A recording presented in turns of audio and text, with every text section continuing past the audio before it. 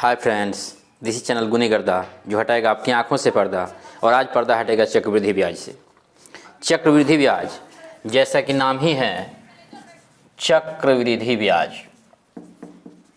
चक्र यानी कि चक्का और वृद्धि यानी कि वृद्धि। इसको इंग्लिश में हम लोग कंपाउंड इंटरेस्ट बोलते हैं। Compound interest. अब सबसे पहले हम लोग चक्रवृद्धि ब्याज कहते किसको हैं? तो ब्याज से तो आप परिचित हैं कि मूलधन के ऊपर जो भी एक्स्ट्रा आपको उसके बदले में मिलता है, प्राप्त होता है, उसको बोलते हैं ब्याज। लेकिन चक्रवृद्धि ब्याज किसको बोलते हैं? तो वैसा ब्याज जिसमें चक्के की समान वृद्धि हो। जैसे कि आप लोग कोई सामान फेंकते हैं तो अगर कोई तिकोन के आकार का हो तो उसको फेंकते हैं तो बस कुछ दूर पे गिर जाता है। कोई चौकोर का हो वो भी गिर जाता है। लेकिन अगर कोई चक्का फेंकते हैं तो आप देखते होंगे बहुत दूर तक जाता है। ठीक वैसी स्थिति इसमें भी होती है। यानी कि अगर कोई चक्रवृद्धि ब्याज पे लिया है तो वह ब्याज बहुत ज़्यादा होता है। अब यह होता कैसे है? तो चक्रवृद्धि ब्याज में क्या होता है कि जैसे कि अगर कोई ब्याज 3 साल 4 साल 5 साल जितने समय के लिए दी जाती है, उसमें एक कंडीशन होता है कि कितने दिन के बाद ब्याज का संयोजन होगा। 6 महीने के बाद, 1 साल के बाद, ऐसे होता है 3 महीने के बाद। तो जितने दिन के बाद संयोजन होगा, अगर मान लीजिए कि प्रतिवर्ष संयोजन होता है तो 1 साल के बाद जो आपका मूलधन है उसमें उसका ब्याज निकाल करके फिर जोड़ दिया जाएगा और दूसरे साल के लिए वो मूलधन हो जाएगा।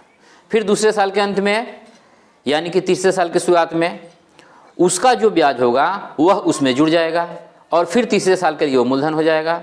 यानी कि मूलधन में ब्याज जुड़ जाता है और फिर वो मूलधन बन जाता है। तो ऑटोमेटिक है कि वो ब्याज ज़्यादा होगा। तो इसीलिए इसका नाम है चक्रवृद्धि ब्याज। साधारण ब्याज में क्या होता है कि उसमें मूलधन पर जितने समय के लिए दिया जाता है, उधार दिया जाता है, उतने समय की समाप्ति के पश्चात सिर्फ एक बार ब्याज का संयोजन होता है, तो वह साधारण ब्याज होता है।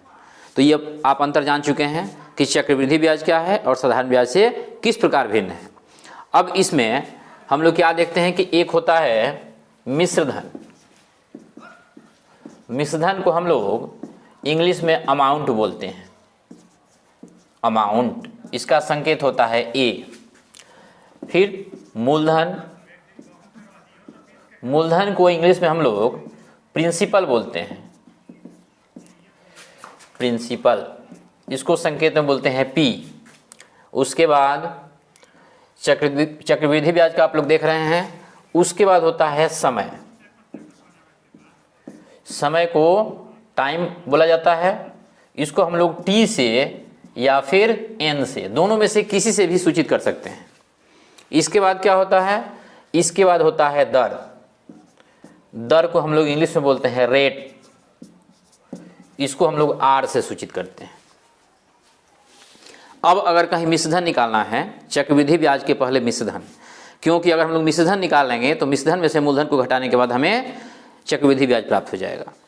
तो इसका फॉर्मूला क्या होता है? यह होता है A = P × 100 + R/100⁻T, या फिर यहाँ पर N भी लिख सकते हैं। अब हम लोग देखेंगे कि मिश्रधन कैसे निकालेंगे। जैसे कि मान लेते हैं मूलधन है यानी P बराबर है 1000 रुपया, ठीक है। समय यानी कि N जो है, चाहे T जो है, यह है 3 वर्ष, और दर जो है R है वह है 10%। अब इसके आधार पर हमें चक्रवृद्धि ब्याज निकालना है। तो हम लोग सबसे पहले यहाँ मिश्रधन निकालना सीखेंगे, उसके बाद चक्रवृद्धि ब्याज निकालेंगे। तो मिश्रधन निकालने के लिए हम लोग फॉर्मूला यहाँ देख रहे हैं। तो यहाँ पर हम लोग क्या करेंगे? A = P × 100 + R/100⁻T। अब यहाँ रखेंगे 1000, यहाँ रखेंगे 100 + R का मान कितना है? 10 है, बटा 100, और इसका पावर कितना है? 3 वर्ष, तो पावर 3। अब यहाँ हम लोग गुना करेंगे, सबसे पहले जोड़ देंगे, तो ये हो गया हमारा 110/100 और इसका पावर 3। यहाँ हम लोग आसानी के लिए 1 0 से 1 0 कैंसिल कर सकते हैं, ठीक है। इसके बाद क्या है कि यहाँ 1000, अब यहाँ 11/10 का पावर 3 है। तो आप लोग जानते हैं कि जितना पावर होता है उतना बार आधार का गुना होता है। तो यहाँ लिखेंगे 11/10 गुने 11/10 गुने 11/10। अब हम लोग कैंसिल कर सकते हैं, 1 0 से 1 0, 1 0 से 1 0 और 1 0 से 1 0।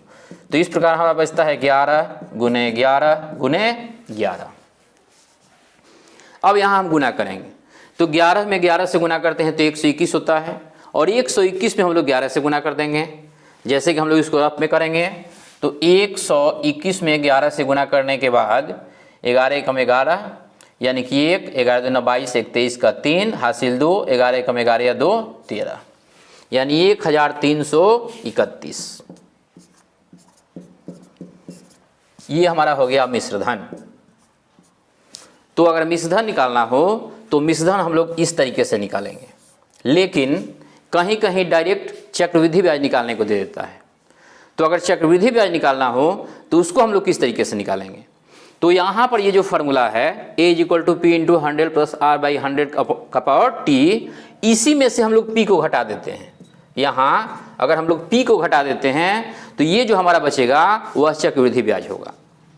तो अगर हम लोग यहाँ P घटाते हैं तो यहाँ भी हर जगह P घटाएंगे, तो यहाँ सब में -P कर देंगे। अगर डायरेक्ट चक्रवृद्धि ब्याज निकालना हो तो ये -P हो गया, और यहाँ भी हो जाएगा -P। कितना है, 1000 है, तो ये हमारा अगर 1000 इसमें से घट जाता है तो ये हो गया 331 रुपया। तो इस तरीके से हम लोग चक्रवृद्धि ब्याज और मिश्र धन दोनों में से कोई भी इस फॉर्मूले की सहायता से निकालते हैं। मिलते हैं अगले क्लास में।